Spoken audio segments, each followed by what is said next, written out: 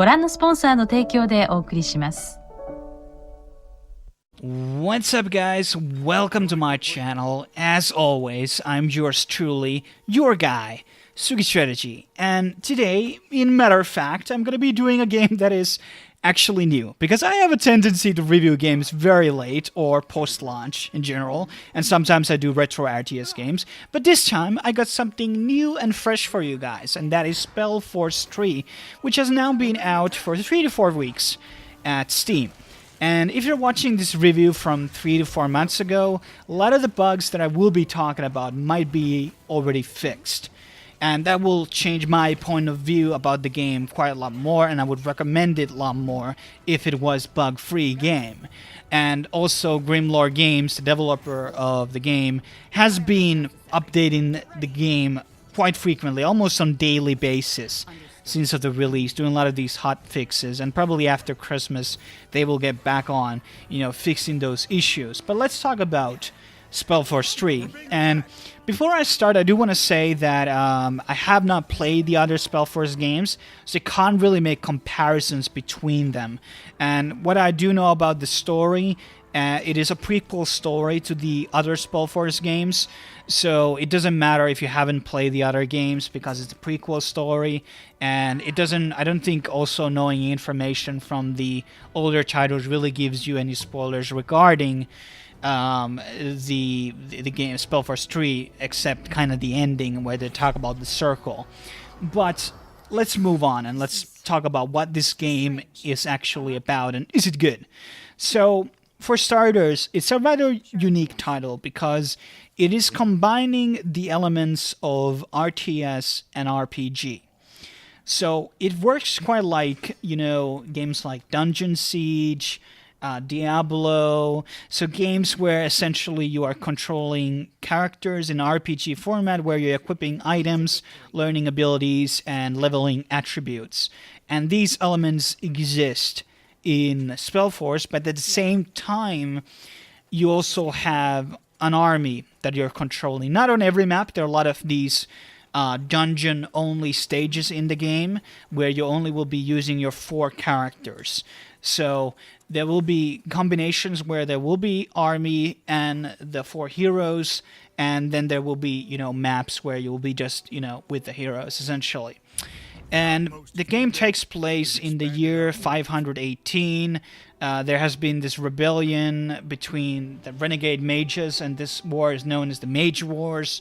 And pretty much in the beginning of the prologue mission, you are defeating the main bad guy behind the Mage Ward and the renegade mages. And essentially, the main character is son or daughter of, this crazy mage, pretty much. And you get to choose your own character, whatever it's male or female. You choose a portrait, attributes and a bit of the hair. The character customization is not super depth, because in these games they never really it's not like an MMO customization where you get to really customize your character and make them look really cool. It's not one of those games, sadly, and obviously armors will be, top of your body, so you won't be seeing that much anyways. And then you obviously get to choose, your trees.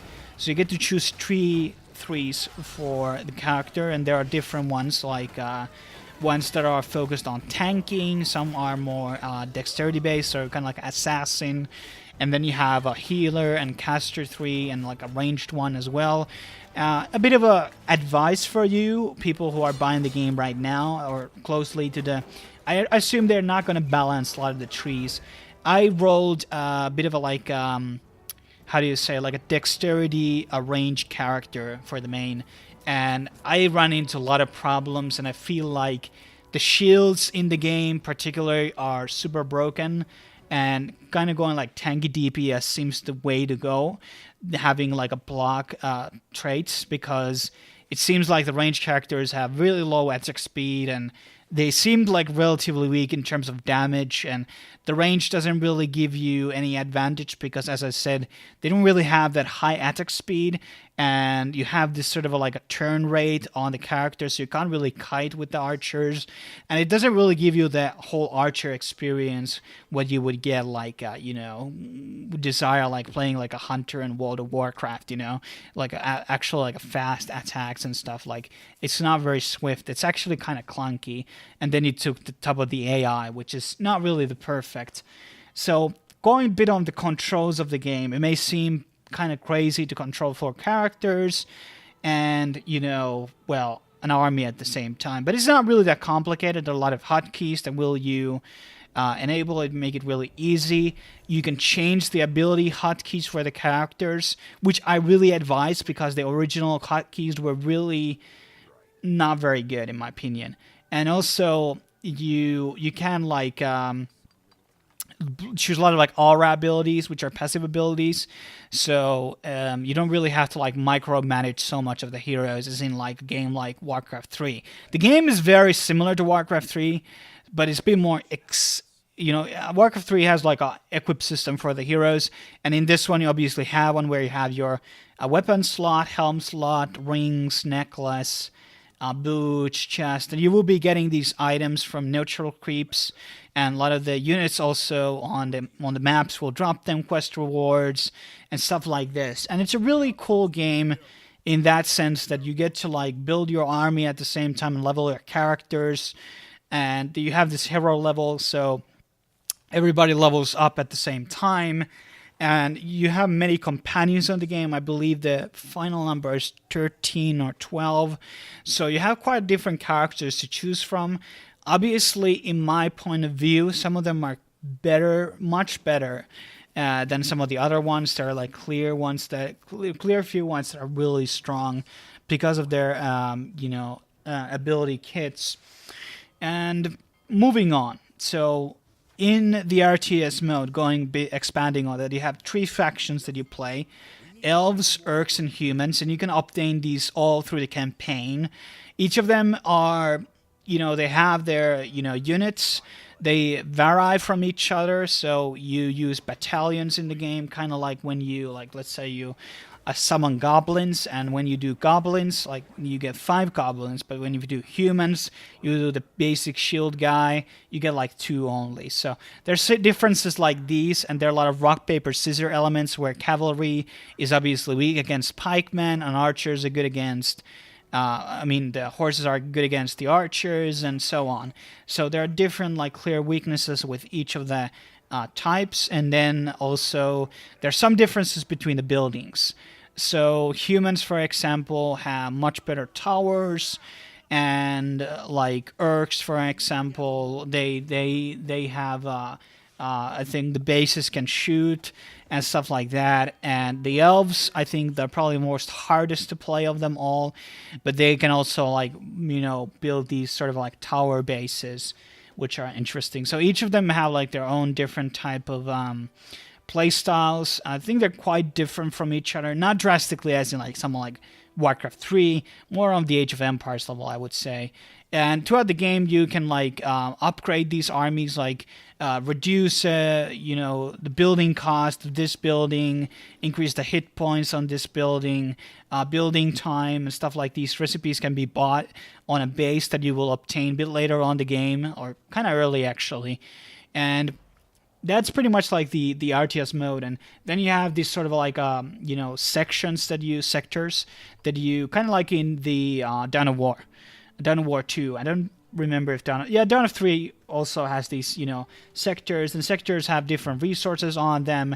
You have food, you have wood, and you have copper, iron, and then you have this called area, which is this sort of a magic essence. And this area essence is different for each of the 3 races, but they are always in the same location. So the orcs are they do this a black wood thing, and elves collect these sort of leaves, and humans collect this sort of a magic water, and it's all good and all that. And that's pretty much how I would summarize the combat on the game. there's difficulty definitely on it. There's 3 different difficulties going into the campaign, and obviously online gaming will be a different beast because you have free for all, you have other modes in the online. And online mode is actually quite interesting in my opinion. I haven't tried it too much, so I can't really expand on it so much. But it has a different system, so you will have different heroes in the online mode than you have on the actual campaign. And the campaign is somewhere around 20 to 30 hours, estimating by Steam page. It took me around 40 hours, and I do want to emphasize that there are a lot of bugs in this game right now, and most of them are to do with the side quests and stuff like this, where the guest giver cannot be talked to, so you can't complete the quest, or the guest giver fucking dies, or a lot of these sort of errors. And this review would have been done a week ago if I hadn't had to restart the game once. It would have been really nice to have like a respec ability where you could like retrain your whole tree for the main character, but sadly there's no option for that. Hopefully they would add that. And also like actually like doing certain maps 2 times, because there were so many glitches on them that made them buggy, and they had to like, you know, I ended the game by not completing like 5 side quests, and side quests are really big in this game. They're not really, we're not talking about like World of Warcraft stuff here where you do it in 2 minutes. Like they're like, you know, real side quests, Witcher, kind of Witcher stuff, you know. And I sadly couldn't complete these quests, and even one quest chain seemed to like bug out completely on me, and maybe I missed even some of the quests because, you know, they didn't appear or something. So kind of annoying, to be honest. And they have been fixing a lot of these, and hopefully in a few months these bugs will be gone. And right now they're very game breaking, and that is really explaining why the reviews right now in December are really mixed for the game. And I think if the game wasn't really good, and if I didn't enjoy it, I would have been very, very mad about the game. But because it was so good and I really like playing this game, I kind of like giving them a bit of a free pass, even I shouldn't, because these are really unacceptable bugs for a launch patch. This is not early access we're talking about here. And going on some of the other stuff, I don't want to really too much go into the story, but I think it's okay. It's not. I think the dialogues are pretty good, and the side quest, a lot of bit of Walker language there, and you have different options where you can have certain quests have different outcomes. You can choose different things on these quests, and they will maybe reward you or have negative effects later on, and this is kind of nice. And not so much on the main side quest, on main storyline so much, but on other things. And I would say that, as I kind of alluded, so the dialogues are really nice. I like them. I like the voice actors. I don't really know many of them, but I enjoyed them. And overall, side stories and I guess the little parts of the story are kind of nice, but the overall story is kind of. It had this kind of a one major twist in the kind of the middle of the game or latter part of the game, which was good. But the ending was very anticlimactic. I didn't like the ending. I didn't think it was particularly good. I was like, oh, it ended here? That you don't want to never feel like that going out of a movie or a game. I didn't like the ending. They're probably going to be doing a DLC for this game, though, because looking at the world map, the whole south side of the game on the world map is empty, and there's no locations there. And I believe there will be an expansion pack for the game where you will be going to different new locations, maybe get a new companion, and so on. And moving on, one of the big highlights for the game and why people like it is probably not only the RTS and RPG genres combined, but also the fact that you have very detailed world and level design. A lot of the towns, the cities, the areas, you just could Like, just look 20 minutes just on the trees and the birds and all the detail that goes into the level design. It's beautiful. I think it's really well done. I would say that there's maybe a bit of a lack of variety. A lot of these are kind of like foresty type of areas. You have a couple mountain things and like a one desert thing, but they're not. There's no snow map, or there's a kind of like a jungle, but I think it's gonna have jungle, to be honest. And I think that you know, I could have used a bit of variety. Maybe they will tap on that variety on the expansion pack. And obviously it kind of makes sense, because if you look at it regionally, it would make sense that kind of places look like the same. But obviously, you know, it's alright. I think it's good. And, you know, some of the maps you will be returning to because there are quests there. And then they are altered sometimes, so the maps look different. Some segments are sealed off. And sometimes you will be playing with the army there or just the characters. And sometimes there's night, day, and, you know, stuff like that. And there will be different side quests and so on.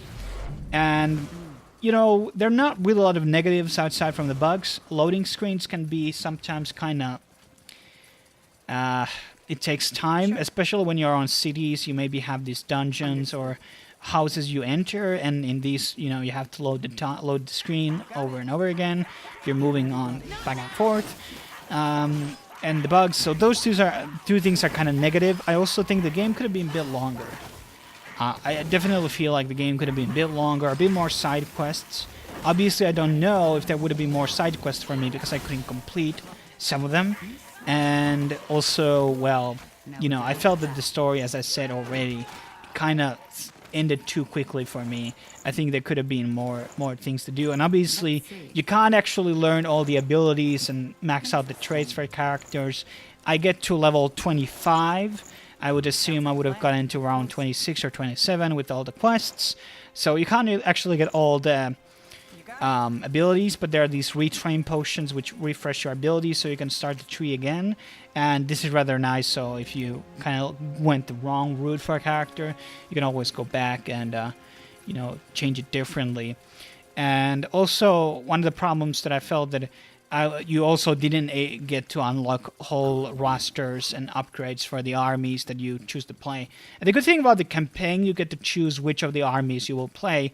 Alternatively, you can ditch these side quests and only like get the humans or get the Orcs or get the Elves and just play with them only. That is also an opportunity that you can do, but you don't want to do that because side quests are actually like very progressive. So you can, if you don't do one side quest, you may not get to do 5 others. And I don't really know much else to add about this game. I think its soundtrack, a bit about that, I think it's really good.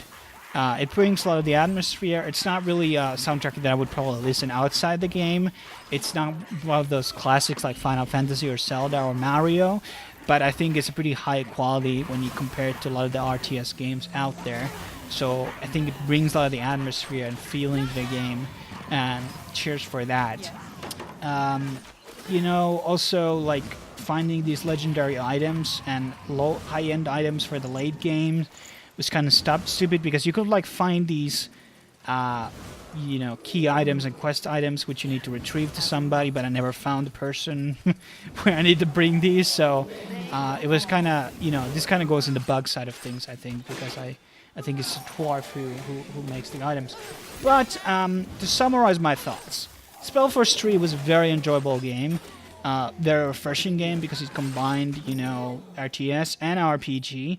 I was wishing for maybe a longer game, but I still think, you know, when you compare it to the value of the money being 50 bucks, 50 euros, it's pretty good. But don't buy the game now because it's still glitchy. So until they fix all these side quests, don't buy the game. So wait till February or late January and maybe the game is like ready then. And I definitely will be reviewing the expansion or the DLC for the game if they ever decide to do one. But, you know, it's a perfect game, just released unfinished. Not a perfect game, but a really good game, like a 8 out of 10 or 8.5. And it's just sad that a lot of these developers these days, you know, push these games way too early. And I think it's developers. It's not the developers' fault. Maybe the publishers are greedy or something. I don't know. But, you know, if I would were a game maker, I would never release a game before it's finished. And a bit about the expansion, if it is going to happen. I hope it's going to wrap up the story a bit better and maybe give a better ending on it. But let's hope for that. And you know, stay tuned for that expansion DLC review if that ever comes, and other RTS reviews on the channel. So make sure you subscribe, and I'll see you guys next time. Cheers.